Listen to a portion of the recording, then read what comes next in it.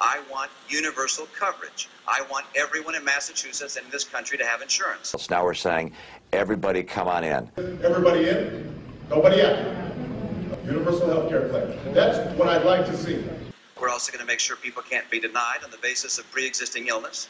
It will be against the law for insurance companies to deny you coverage because of a pre-existing condition.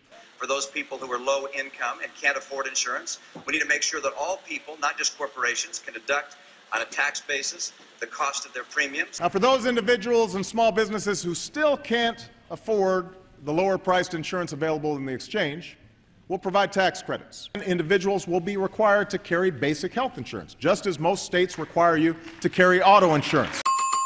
And if you don't want to buy insurance, then you have to help pay for the cost of the state picking up your bill, because under federal law, if someone doesn't have insurance, then we have to care for them in the hospitals, give them free care. So we said no more free riders. And you can't be a free rider on everybody else. You can't not have health insurance, then go to the emergency room. And, you know, we took that on in Massachusetts. We decided we wanted to get everybody insured. We've done that. I understand that the president considers his plan in some respects following the model of Massachusetts. Let's learn from our experience. In fact, I agree with Mitt Romney, who recently said he's proud of what he accomplished on health care. I support background checks for people who are going into a store or whatever and buying a weapon. I want them to have a background check to make sure. But you stand by your support of the Brady to make sure that the crazies don't buy guns. We can make certain that those who are mentally deranged are not getting hold of handguns. Law-abiding private United States citizens. Law-abiding gun owners all across America.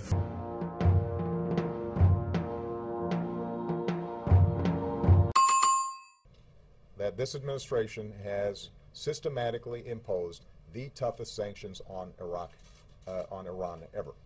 We're going to put a lot tougher sanctions on Iran, economic sanctions, credit sanctions. And applying the toughest sanctions that Iran's ever experienced. Put in place crippling sanctions against Iran.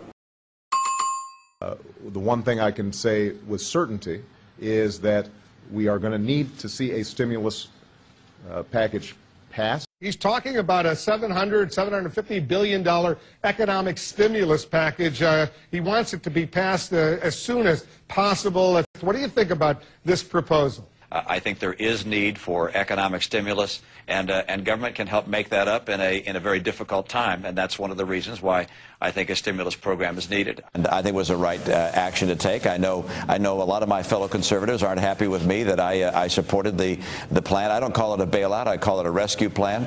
The Troubled Asset Relief Program, or TARP. That was an investment made to try and keep a collapse of our entire financial system from occurring. And I think that's the case. I think had Ben Bernanke not pushed for a TARP-type program, we were going to be in a free fall. The TARP program kept that from occurring. So you feel it was well worth it? Well, it was the right thing to do. Okay. These targeted initiatives are right, and they are needed. TARP was the right thing to do. The president ultimately did what I suggested. The president ultimately did what I suggested. President Obama's jobs bill, he wants to create jobs in part by investing lots of money in infrastructure development. Are you with him on that? Well, infrastructure enhancement in this country is a positive way to long-term improve the job prospects in America. We must engage contractors across the nation to create jobs rebuilding our crumbling roads, bridges. And we have thousands and thousands of structurally deficient bridges. We have roads that are in terrible disrepair. But I'm in favor of the line item veto. I exercised it 844 times. Thank heavens we have the line item veto, and I'd like to see it at the federal government level as well. We need it. President Obama says that he has a plan to control government spending, though. It is his version of a line item veto, and the plan would allow a president to strike individual items from the bill, send it back to Congress to get an up or down vote on that. That is why I urge the prompt and favorable consideration of this proposal, and look forward to working with the Congress on this matter in the coming weeks. Signed, Barack Obama, the White House. What kind of job is Ben Bernanke doing right now? The guy's depreciating the dollar. We're seeing this huge inflation of energy prices, including gasoline prices at the pump. What do you think of Ben Bernanke? Well, you know, I think Ben Bernanke is a student of monetary policy. Yeah, but the falling dollar is absolutely crucial to many of the things that ail us. You know, the consumer price index is jumping. No People question are furious at the rise in gasoline. No question. It's not all Bernanke, but a lot of it's Bernanke. You're saying it. Should the chairman of the Federal Reserve be appointed again? You know, I think he's doing a good job. You do? Yes, I do. He's a pretty skilled expert at dealing with recessions and depressions and studying how you avoid depressions. As an expert on the causes of the Great Depression. And he's done a pretty effective job keeping us from having a total financial meltdown. I'm sure Ben never imagined that he would be part of a team responsible for preventing another. Do you think he should be reappointed? I do. And that is why I am reappointing him to another term as chairman of the Federal Reserve. And I think it's important to have the Fed as an independent agency. I don't think it's good policy for the president or a president-elect to second-guess the Fed, which is an independent body.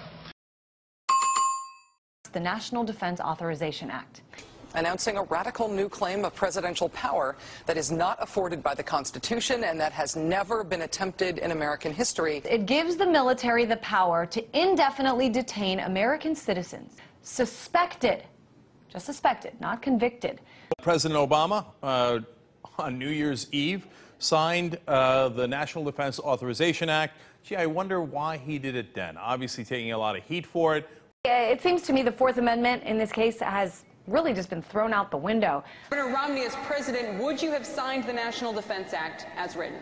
Yes, I would have, and I do believe that it's appropriate. Well, could you please explain to me why you voted to reauthorize the Patriot Act, which is the worst attack on civil rights of Americans? It's not actually true that the Patriot Act was the worst. Most of the problems that we have had in civil liberties, they were done through executive order by George W. Bush. That's actually how the worst abuses have occurred. That's what happened with Guantanamo. That's what happened with the warrantless wiretaps. That's what's happened with the suspension of habeas corpus. And I will reverse them with a stroke of a pen. Governor Romney, I'll start with you. You have said that the government should wiretap some mosques to keep tabs on Islamic extremists. And make sure that if they're doing that in a mosque, in a school, at a playground, wherever it's being done, we know what's going on. We need to know about that, track them, follow them, and make sure that in every way we can, we know what they're doing and where they're doing it. And if it means we have to go into a mosque, to wiretap, or a church, then that's exactly where we're going to go. And I hear from time to time people say, hey, wait a second, we have civil liberties we have to worry about. President-elect Obama's pick for Treasury Secretary Timothy Geithner. Governor, do you have second thoughts? Even if what are your first thoughts about Geithner? Is he the right guy? Is he still the right guy? Well, you know, when I heard about his announcement, I must admit that I was pleased. He's a person of accomplishment and skill. I think he's a very bright individual. Tim Geithner is as sharp and as skilled a public servant as we have. What's your position on extending this payroll tax cut? Well, I would like to see the payroll tax cut extended. Extending the payroll tax cut is an idea that I proposed in September as part of the American Jobs Act. And so my view is pursue a strategy which gets us energy independent. That's my highest priority. And my focus as it comes to this topic is to get us off of our dependence on foreign oil. To put people back to work today and reduce our dependence on foreign oil tomorrow. To use our natural gas to drill for our oil. A strategy that relies on producing more oil and gas here in America. To use our coal, clean coal. But also producing more biofuels in America, more fuel-efficient cars in America. To use solar and wind and efficiency measures, that's my priority. More wind power in America and more solar power in America.